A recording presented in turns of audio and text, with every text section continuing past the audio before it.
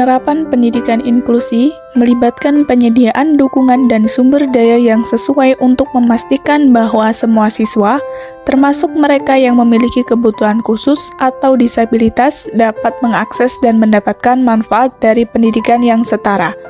Berikut adalah beberapa cara umum untuk menerapkan pendidikan inklusi dengan dukungan dan sumber daya yang tepat.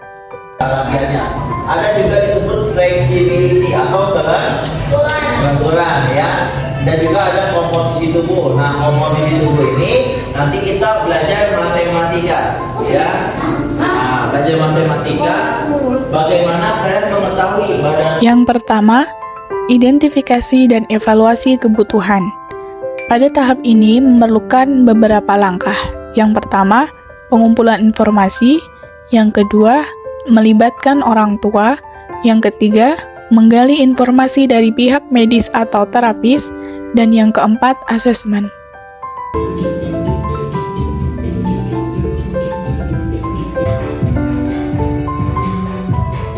Pada tahap pertama, pengumpulan informasi. Proses ini dimulai dengan pengumpulan informasi yang komprehensif tentang setiap siswa. Informasi ini dapat mencakup riwayat pendidikan, perkembangan fisik, bahasa, sosial, emosional, kemampuan akademik, minat, dan kebutuhan khusus yang mungkin ada.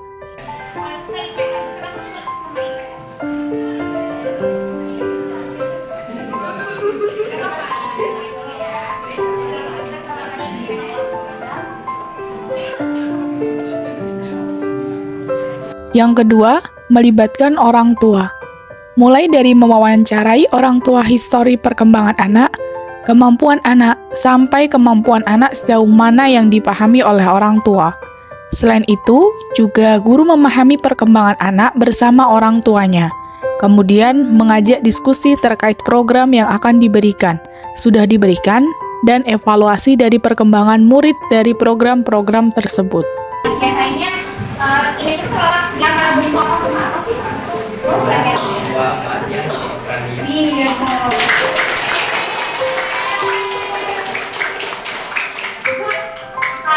Kalau ibu kota dari Thailand? Bangkok. Kalau ibu kota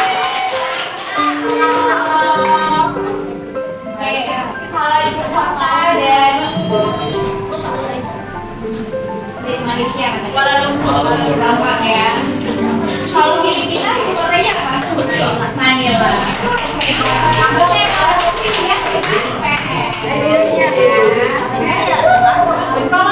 Indonesia ada berapa provinsi? 38 kan udah nambah ya. Yang ketiga, menggali informasi dari pihak medis atau terapis. Pihak guru juga harus mengetahui sejauh mana perkembangan siswa dari sisi psikolog, terapis tumbuh kembang, dan dokter tumbuh kembang. Guru juga bisa melakukan wawancara kepada orang tua terhadap pola asuh maupun perkembangan anak dari baru lahir sampai saat ini. Hal ini akan menjadi acuan guru untuk membuat sebuah program. Guru dapat memahami batasan dan pengembangan program yang akan diberikan. Yang keempat, asesmen. Ini adalah proses terpenting sebagai pendidik yang menjadi peran penting proses pembelajaran untuk siswa berkebutuhan khusus. Guru harus menggali sejauh mana kemampuan yang dimiliki pada setiap anak. Yang harus digali adalah 5 aspek. Aspek motorik, bahasa, akademik, komunikasi, dan juga emosi. Langkah yang kedua adalah tim kerja kolaboratif. Kolaborasi adalah kunci dalam pendidikan inklusi. Membentuk tim kerja kolaboratif yang terdiri dari orang tua, guru kelas, GPK di sekolah, shadow teacher, terapis, dan psikolog atau dokter spesialis tumbuh kembang itu adalah sebuah hal yang penting.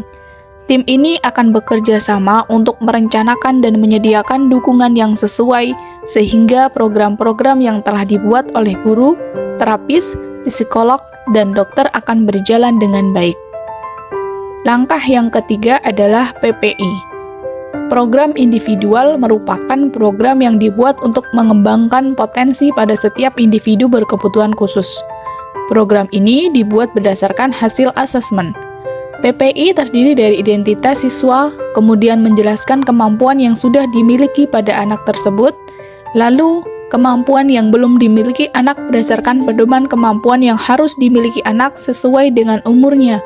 Maka dibuatkan program dalam target jangka pendek dan jangka panjang.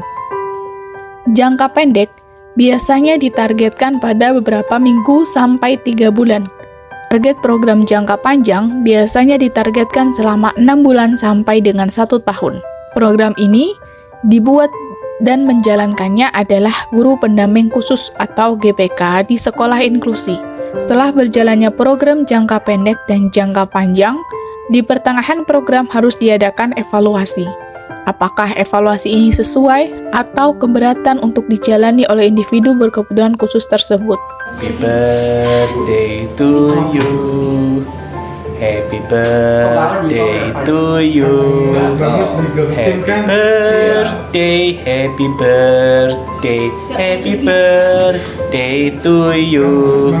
Ya, apa lagi? Bingung Andreas. Kalau bingung gimana? Oh, kalau bingung gini. Ini coba apa kamu? Ini. Oh, yang ini. Ya. Ini bisa juga ya dia. Pusing kepalaku. Oh iya, oke. Satu lagi yang belum mana? Yang ini udah. Langkah yang keempat adalah pelatihan guru dan lingkungan fisik yang inklusif.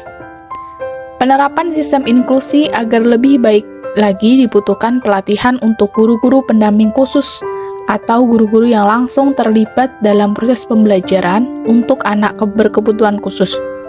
Saat ini semakin banyak metode terapi untuk memaksimalkan proses pembelajaran dengan individu berkebutuhan khusus menjadi lebih kondusif dan kreatif lagi.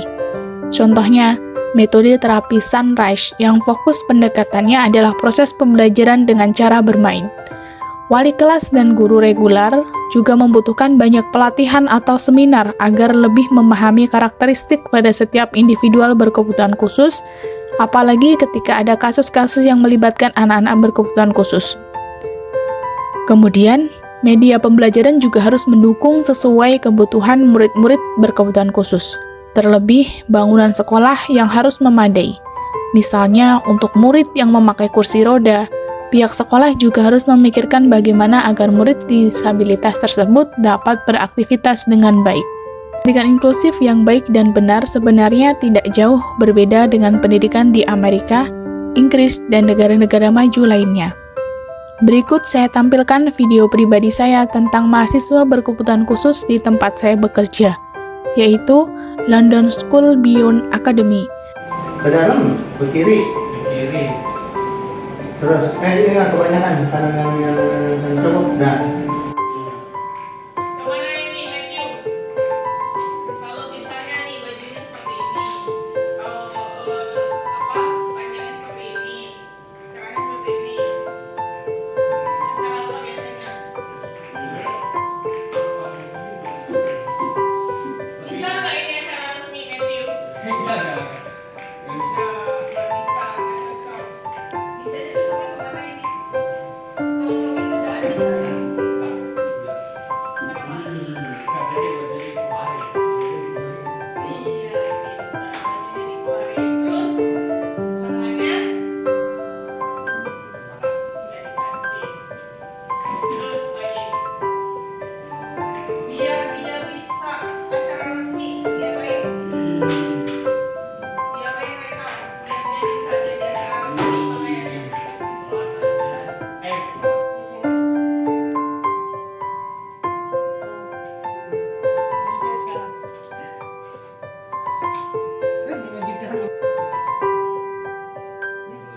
Pegang dua-duanya. Iyalah. Nempel nggak tuh? Lihat ke sini.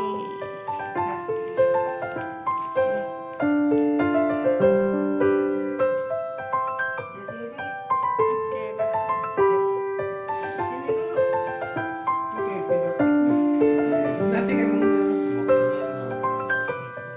Jojo. Teman-teman bisa melihat perbedaan karakteristik dari mereka berdua yang sama-sama penyandang autisme. Mereka ketika remaja dan dewasa, kita sudah sulit untuk mengontrol sikapnya ketika tantrum yang biasa ditunjukkan dengan teriak, membanting, menggigit, dan sejenisnya yang melakukan kegiatan berkaitan dengan fisik. Dari video tersebut, beberapa individu berkebutuhan khusus, remaja dan dewasa adalah efek dari kerjasama antara guru, terapis, psikolog, shadow teacher yang baik, dan yang terpenting peran dari orang tua. Orang tua yang terpenting dapat menerima kondisi anaknya lahir batin, maka dari itu orang tua akan siap untuk bekerja sama dengan berbagai macam pihak yang berkaitan agar anaknya lebih baik lagi, yaitu dapat mengontrol perilaku, mampu bersikap sesuai di mana dirinya berada, mampu memahami instruksi yang lebih mereka bisa lebih mandiri. Siapa namanya? Oh, Suci.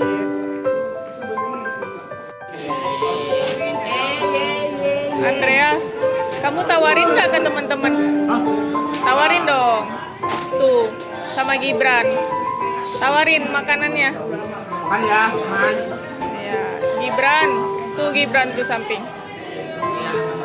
Tawarin dong, Gibran mau nggak gitu? Oh nggak boleh. Kamu nggak mau bagi-bagi? Oh iya.